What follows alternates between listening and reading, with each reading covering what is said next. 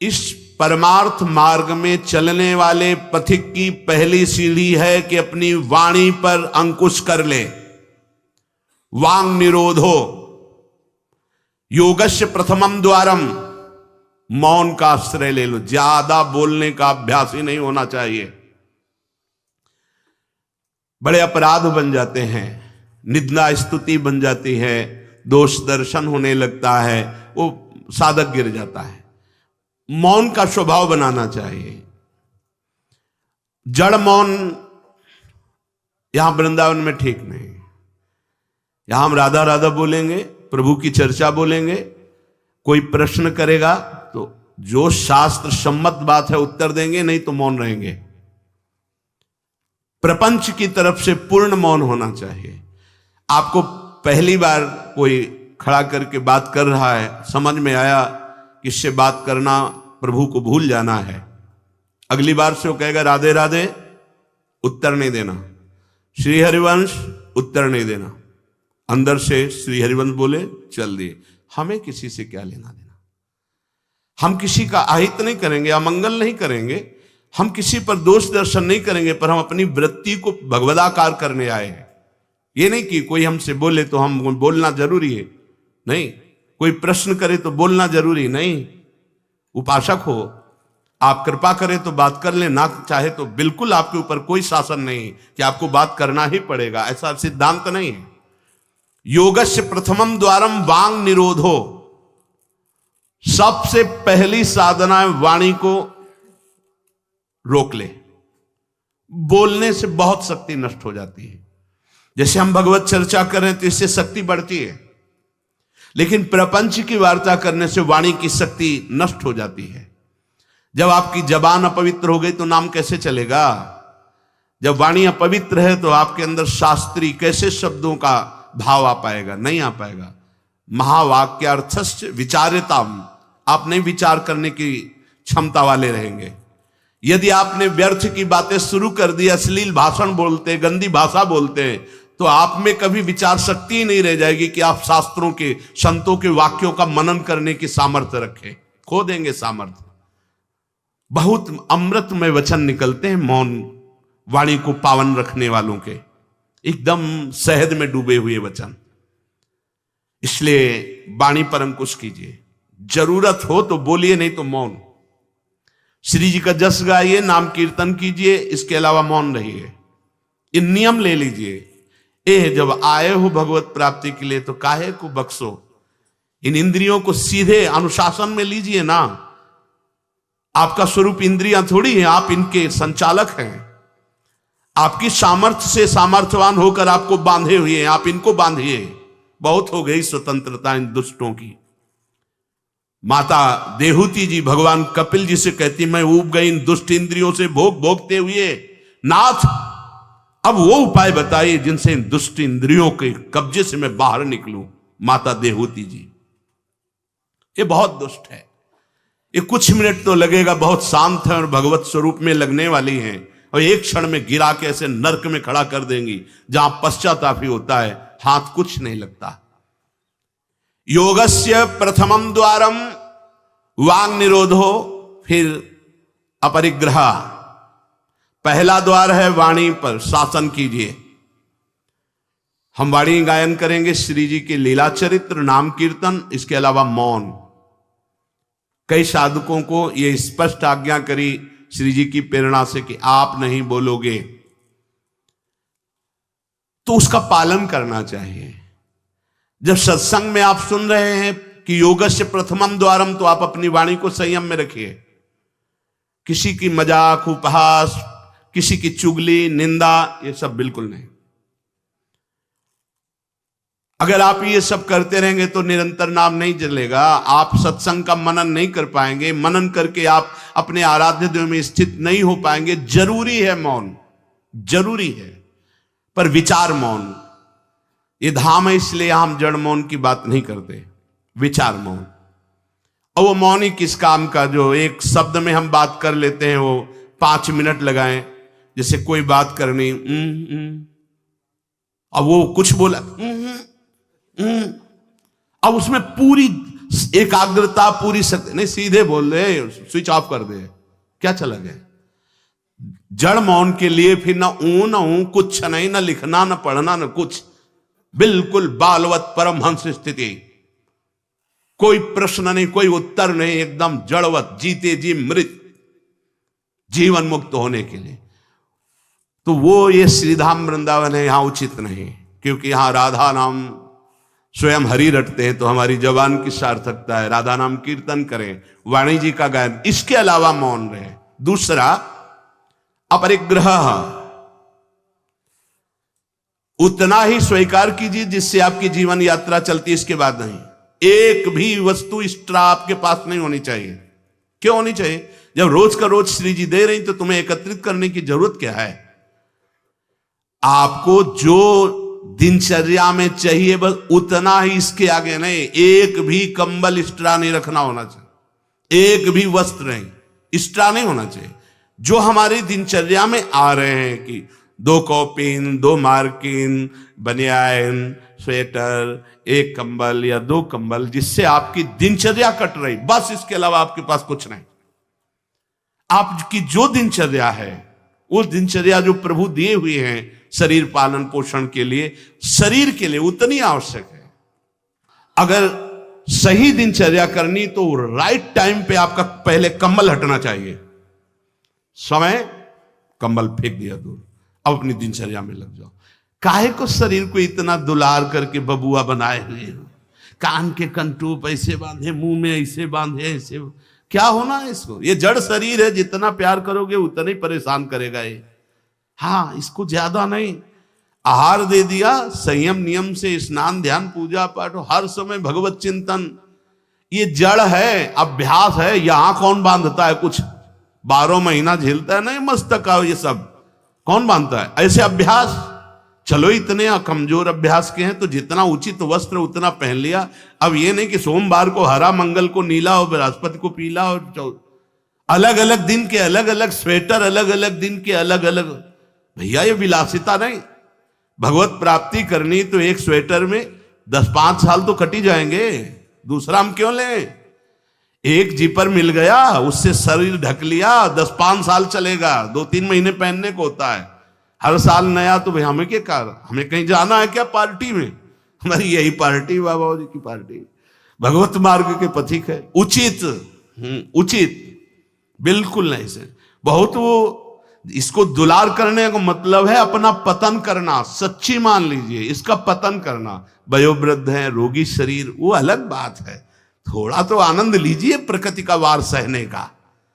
अगर शरीर रुग्ण नहीं है, जवान शरीर हो, ब्रह्मचारी हो, आग है अंदर, सहो हर प्रकृति के वार को, गर्मी सर्दी बरसात भूख प्यास, सच्चिदानंद में स्थित हो जाओ, तुम्हारा बाल बांका भी कोई नहीं कर सकता। अब मार दिन में 50 बार शीशा देखना, अब वो फंसाएगा कि नहीं फंसाएगा? चेहरा फंसाएगा ना। तिलक के सिवा दोबारा शीशा नहीं देखना चाहिए। इस देहाभिमान के राग को काटना कि पुष्ट करना है? जय बार निकले तय बार देख करके हर सेटिंग किसको दिखा रहे हो यार? क्या तुम किसी को लुभायमान करना चाहते हो क्या? हरि को? तुम्हारे इस पार्थिव शरीर पे लुभायमान होने वाले नहीं, और जो लुभायमान होगा तुमको नष्ट कर देगा। तो हमें इसको बिगाड़ के रखना है, इसको सजा के नहीं, भगवत प्रसादी आदि लगाए। हमारा देहाभिमान बार बार हमको गिराने की कोशिश करेगा। ये हम जो हंसी मजाक में भी कह रहे, इसको अच्छे से समझना।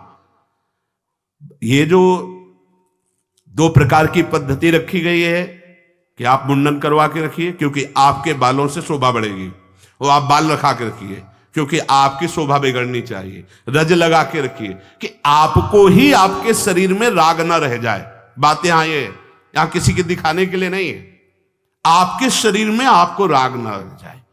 आप बार बार साबुन लगाएंगे, तेल लगाएंगे, बार बार शीशा कंघा और अपने चेहरे को सजाएंगे तो देहाभिमान पुष्ट होगा, और ये नष्ट करेगा। कुछ नहीं है, बड़ी दुर्गति है, मान लीजिए।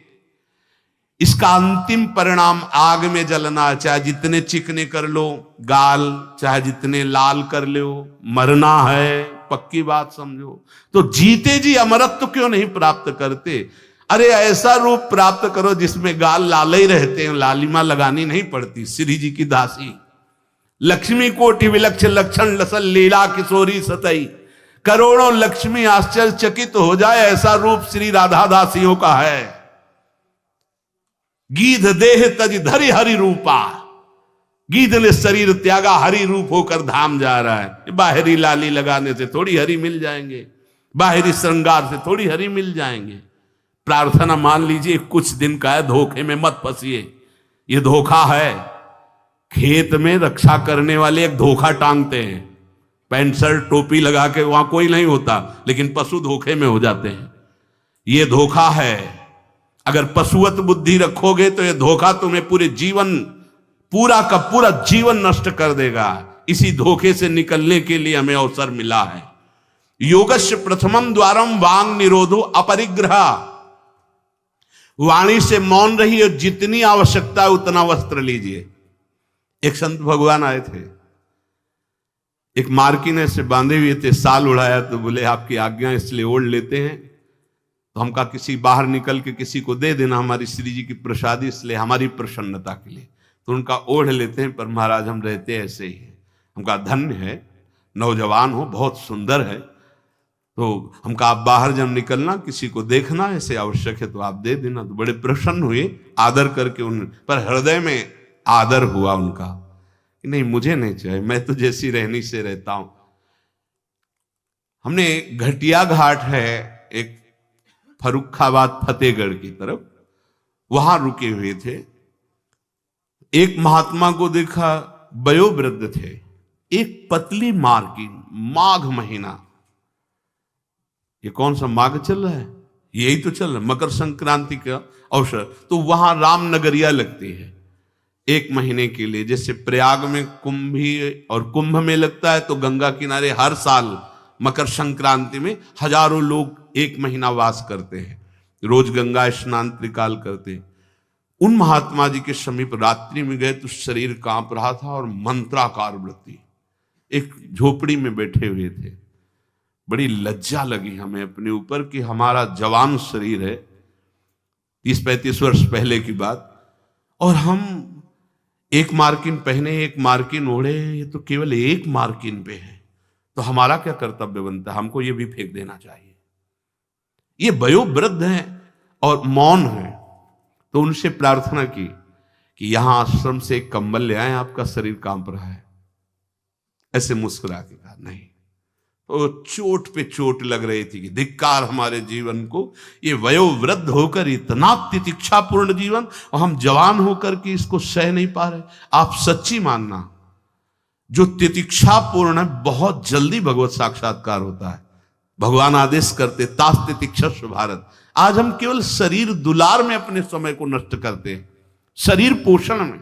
भाई देखो, ये छोटी छोटी बातें आपको देखने में लगती होंगी बड़ी बात है, यही आपको आपके आराध्य देव से विलग किए हुए हैं।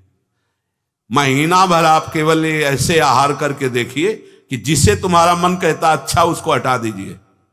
आज थोड़ा त्याग मत वर्णन कीजिए, आज थोड़ा हमारे उदर में परेशानी है तो हमें केवल आप रोटी और सब्जी दीजिए। महीना भर केवल रोटी सब्जी उचित। आप देखो, अगर आपके अंदर का रजोगुण तमोगुण नष्ट ना हो जाए तो कहना आपके अंदर सात्विक भाव आ जाएगा, मंत्र में स्थिति होने लगेगी। और आप, हमने देखा है जैसे गुलाब जामुन, कचौड़ी, पकौड़ी, ये सब कहीं जैसे भिक्षान्न में मिली भी और भरपेट पा लिया, तो वो रस नहीं आया भजन में। जो एक सूखी रोटी ऐसे चबा के गंगा जल पी करके जो रस आता है ना, वो नहीं आता है। सच्ची मानिए, पहले के बड़े बड़े भजनानंदी महापुरुष अपने जीवन को ऐसे ही। तो अपरिग्रह ये बहुत बड़ी बात है, साधक यहां चूक करता है। देखो, आप लोग तो इतने बढ़िया अवसर पे हैं कि आपको ना किसी से मांगना है, ना आपको अपनी कोई परवाह होनी चाहिए, क्योंकि श्री जी व्यवस्था कर रही है। आपको जो वस्त्र उचित है वो ले लीजिए, जो भोजन उचित है, और अपनी सेवा और मंत्राकार वृत्ति। आपको किसी से कोई मतलब ही नहीं। आपको तो भिक्षान्न के लिए भी नहीं जाना है, अपने आप आकाश वृत्ति से प्रभु देते हैं। तो आपका रूम आपकी कुटिया है, आपकी दिनचर्या एक स्वयं की दिनचर्या है। आपके रूम में अपरिग्रह दिखाई देना चाहिए। बिछाने का, एक ओढ़ने का, जो आप जितना सहन कर सकते हैं उतना। अगर आप एक कंबल से रात काट सकते हैं तो दूसरी मत डालिए, चाहे 10,000 रखे हो, आपको क्या मतलब है? पूरी सृष्टि में सब भोग सामग्री आपके लिए है क्या? अपरिग्रह, हम जहां चूक करते हैं उसको पक्के से बांध लीजिए, अभी आनंद की धारा में आ जाओगे। वाणी को कंट्रोल, शासन। आवश्यक है तो बोलेंगे, नहीं तो मौन। दूसरा, उतना ही स्वीकार करेंगे जितने की आवश्यकता है। भगवदानुभूति के लिए एक बार तो आग लगनी चाहिए जीवन में, कि जीवन मृत तुल्य होना चाहिए। यहां जरा सा साधन बना कि पोस्टर बैनर में आ गए, प्रशंसा में आ गए, कैसे भगवत प्राप्ति होगी? अपरिग्रह। और आगे, निराशा च निरीहा च नित्यमेकांत शीतला। आशा ही परमम दुखम, नैराश्यम परमम सुखम। उपासक को किसी व्यक्ति, वस्तु, स्थान से कोई भी आशा नहीं होनी चाहिए।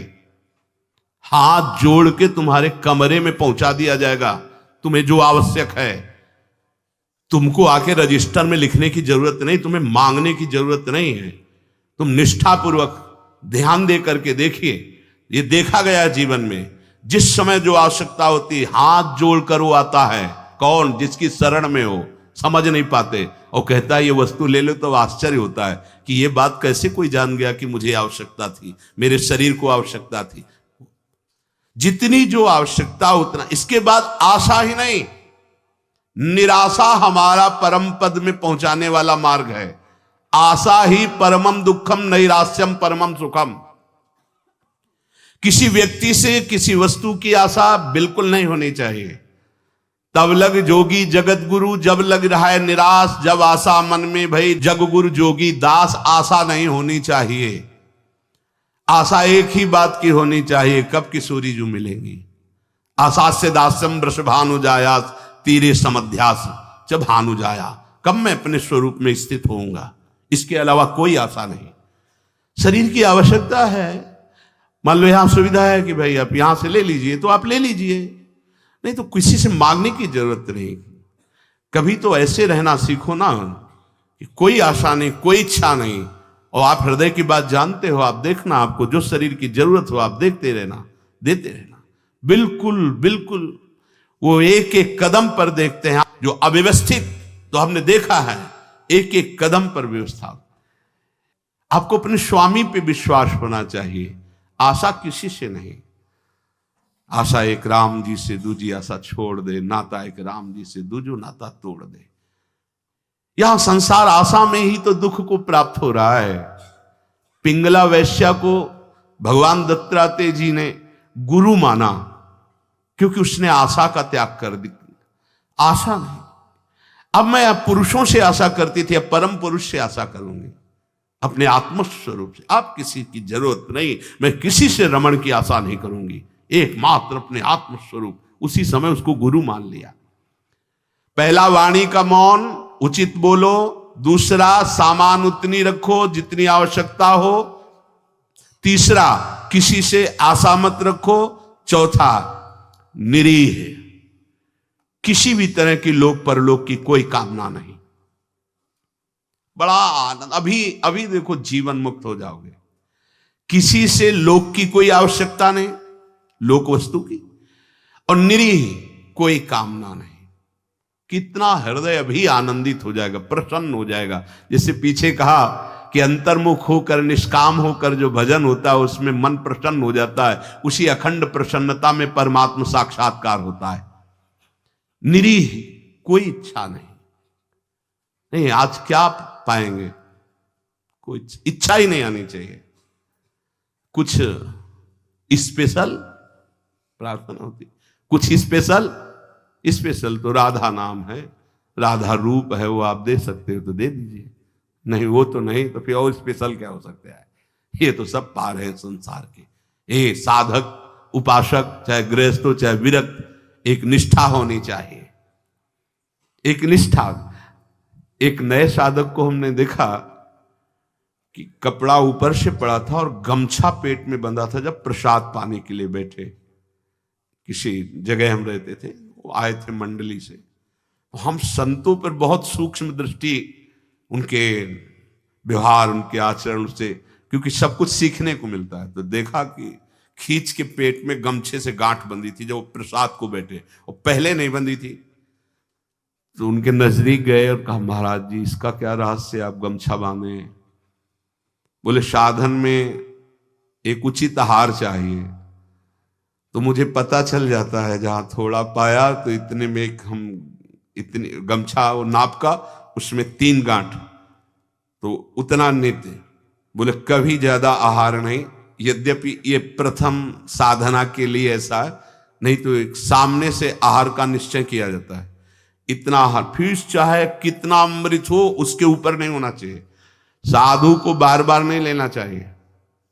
ये जो नहीं पूड़ी पूड़ी बोले हाँ डालो, खीर हाँ 4 पूड़ी रख दो, इतने सब्जी रख दो, दोबारा आप पूछिएगा किसी से, हमारे से पूछने की जरूरत नहीं।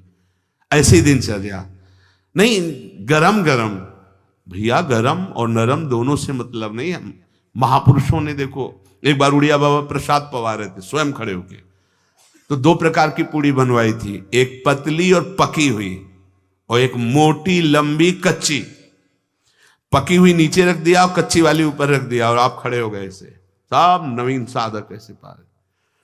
उनमें से 50 नीचे वाली पूड़ी ऊपर करके शुरू किया, और कई साधक ऊपर से शुरू किए। तो जो नीचे वाले तुमसे कहा खड़े हो जाओ, वो तो महापुरुष थे, जाओ ब्याह करो जाके, गर्मा गर्म बहू के हाथ पाना, बाबा जी बनने लायक नहीं हूं, ऐसे सीधे डांट लगे। कान पकड़ा, महाराज जी गलती हुई। नहीं, आपने ऊपर वाली को नीचे क्यों किया, नीचे वाली को ऊपर क्यों किया? क्योंकि वो पकी थी ना, तुम्हारी स्वाद पर दृष्टि थी ना, इसलिए स्वाद का पोषण करना है तो घर जाओ। भगवत मार्ग में चलने के लिए स्वाद मिटाना है, केवल भगवत स्वाद लेना है, भगवद आनंद का स्वाद लेना है। कितना कठिन लग रहा होगा? कुछ कठिन नहीं है। जब लक्ष्य बन जाता है भगवत प्राप्ति, तो सब सहज हो जाता है। नहीं खान पान ते भावे है, नहीं कोमल वसन सुहावे है, सब विषय लगे ते खारा है, हरि आशिक का मग न्यारा है। समझो इस बात को। यहां इतना डबल होता जा रहा है शरीर, चर्बी बढ़ती जा रही है, पीछे भी पेट में भी, कि आसन में अगर कहा जाए पद्मासन में 20 मिनट बैठो तो बैठने की हिम्मत नहीं रह गई, तो क्या साधना करोगे? बिल्कुल ये बात होश में रखिए, शरीर को बढ़ावा देना बिल्कुल अपना नाश करना है।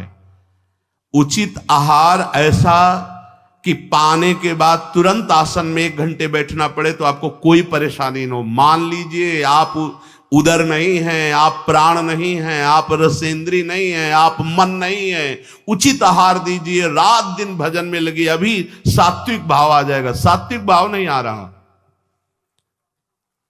ईमानदारी से देखिए आप कितना समय मोबाइल में नष्ट करते हैं।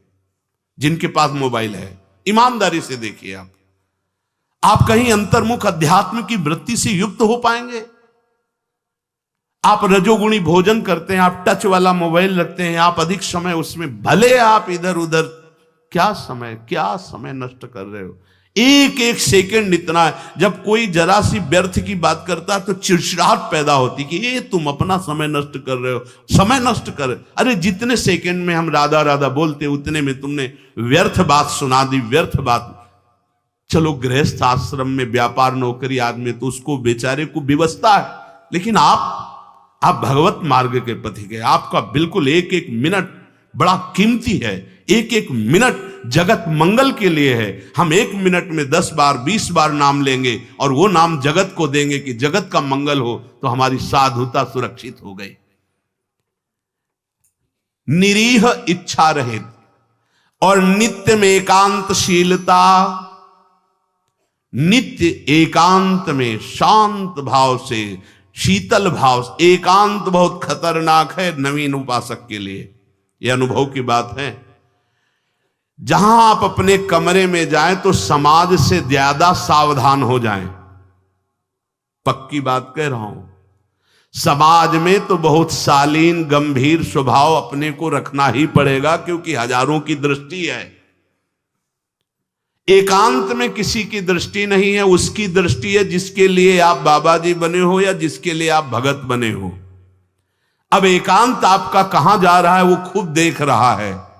जो शास्त्र शीर्षा पुरखा सहस्राक्षा सहस्त्रपात, वो प्रभु देख रहा है कि तुम्हारी एकांत में प्रिय वस्तु क्या है। मोबाइल, सांसारिक नौटंकी नाटक, या विषय चिंतन, या विषय क्रिया, वो देख रहा है। और अगर आप एकांत में शास्त्र स्वाध्याय कर रहे हैं, नाम जप कर रहे हैं प्रभु के लिए, तो वो देख रहा है, वो भी देख रहा है। इसलिए प्रार्थना है नित्य में एकांतशीलता। आपका स्वभाव एकांत में बहुत ही सावधानी पूर्वक समय कटने वाला हो। एकांत साधु का सही तो परमार्थिक। कैमरे के आगे तो सब सही बोलेंगे, सही देखना होगा, सही हरकत में रहना होगा। एकांतिक आपकी हरकत क्या है, एकांत में आपका चिंतन क्या है, यही खास बात होगी। दो मुखड़े होते हैं, एक होता है सामाजिक, एक होता है एकांतिक। सामाजिक से भी एकांतिक सावधान साधु का मुखड़ा होता है। असाधु का समाज में बहुत बढ़िया और पीछे कुछ और होता है। हर एक व्यक्ति की बुद्धि में दो बुद्धि होती है, एक होती सुमति, एक होती कुमति। एक होती दैवी संपदा को वर्धन करने वाली सुमत, एक राक्षसी संपदा को। अर्थात कुछ ऐसे मुखड़े होते हैं जिनका एक मुखड़ा तो देवता होता है, दूसरा राक्षस होता है।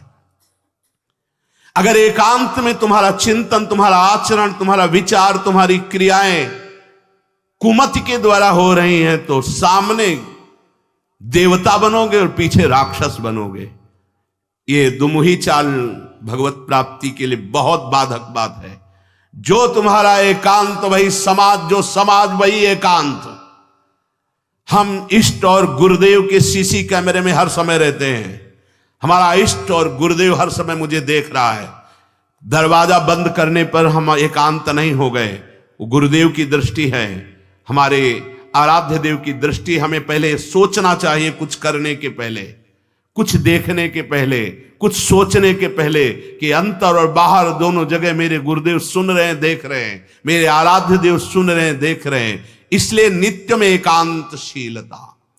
एकांत में बहुत शीलवान, धैर्यवान, विनम्रता पूर्वक अपने मन को समझा करके केवल प्रियालाल में लगाना।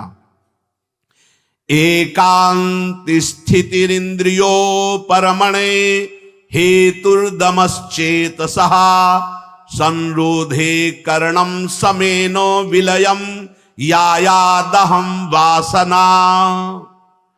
एकांत में रह करके बढ़ी हुई इंद्रियों के वेग का दमन करता है साधक, क्योंकि एकांत में इंद्रियां बहुत प्रबल हो जाती है। मन, इंद्रियां, खास जिस समय आप शयन करने जाते हैं उस समय बहुत सावधान। जब तक नींद ना आवे तब तक माला चलना चाहिए। उस समय मन के चक्कर में मत पड़ना, ये अनुभव की बात कहते हैं। जब तक आपको नींद ना आवे तब तक बैठ जाइए, माला चलाना शुरू कर दीजिए। शयन के समय खास, जिस समय आप अपने कक्ष में गए शयन करने, मोबाइल हो तो सबसे पहले कमरा बंद करने के पहले स्विच ऑफ करो, उसको बंद करो मोबाइल को। प्रार्थना मान लेना, अगर प्रार्थना मान लोगे तो प्रार्थना करने योग्य हो जाओगे। गेट बंद होने के पहले स्विच बंद होना चाहिए मोबाइल का। अब अपने कमरे में शयन के लिए गए हैं तो माला हाथ में लेकर बैठ जाओ। जब नींद आने लगे तो और धन्यवाद है कि माला छाती से लगा हुआ सो गए, धन्यवाद।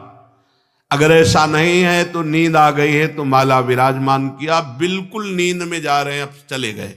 थोड़ा भी समय इसको मनन करने का मत दीजिए उस समय, नहीं तो ये दिन भर साधन में लगाया गया है, उस समय कोई असाधन सोचवा देगा या करवा देगा। बहुत ये पॉइंट की बात है, समझ लेना आप।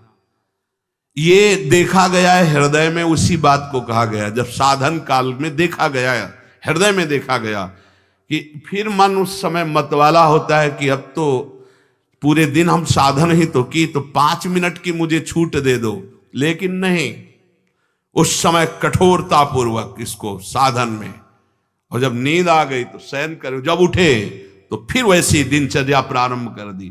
तब मन भगवदाकार एकांत स्थिर इंद्रियो परमणे हेतुर्दमश्चेतसः।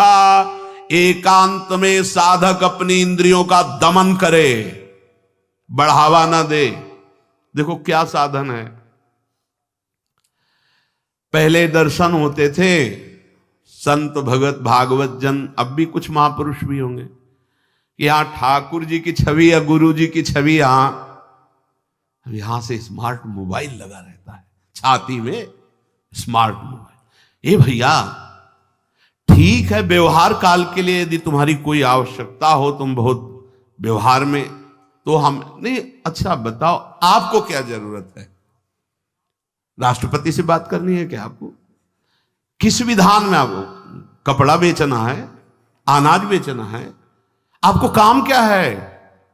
किससे बात करनी है आपको?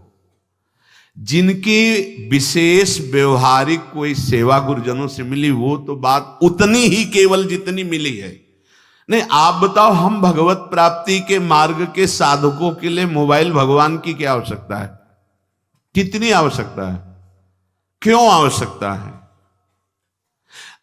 जैसे सिलेंडर आदि लाना है या वो कुछ भाई और कोई सर, तो रख लो, हम कह रहे हैं वो छोटा वाला रख लो, उससे अपना काम। ये बहुत अंदर की बात कहते हैं, क्योंकि इसमें आप स्वतंत्र कुछ भी देख सकते हैं, कुछ भी आप पढ़ सकते हैं, कुछ भी। बहुत ऐसे लाइनें में होते हैं वो सब, बस उसमें क्लिक करो, क्लिक है तो कहते हैं हाँ वो वीडियो आ जाएगा। वो वीडियो आ जाएगा तो तुम्हारा अंदर का वीडियो गायब हो जाएगा, परमार्थ वाला। एकांत स्थिर इंद्रियों पर हेतुर्दमश्चेतसः।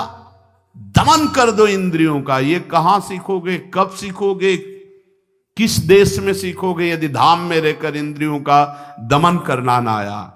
इंद्रियों का दमन कर दो। इंद्रिय दमन होने से चित्त का स्वयं निरोध हो जाता है, और चित्त की वासना का नाश होते ही योगी को परमानंद का अनुभव हो जाता है। यह है खेल। इंद्रियों का दमन हुआ, मन और चित्त एक ही बात है।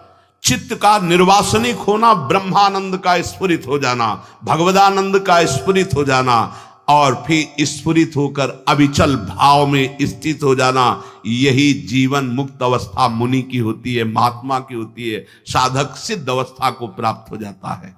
इसलिए जो सत्संग में सुना उसका मनन किया जाए, उसको जीवन में धारण किया जाए। देखो बड़े भाग्य से सत्संग ये मिल रहा है जो शास्त्र सम्मत।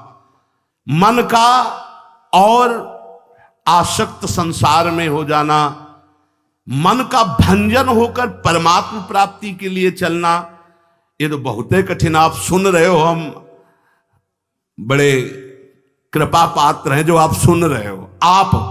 आप सुन रहे हो तो हम बड़े कृपा पात्र हैं कि आप ये सत्संग सुन रहे हो। नहीं तो इस सत्संग के सुनने के लिए अपने आप से गा लो, अपने आप से सुन लो, वो तो सुनने को मिलेगा क्योंकि उसमें, लेकिन इसमें सुना है, इसमें नाश नाश नाश, काट काट, हर संबंध, हर विषय, हर मनोरंजन काट, फिर आकर के अपने स्वरूप में स्थित हो गया।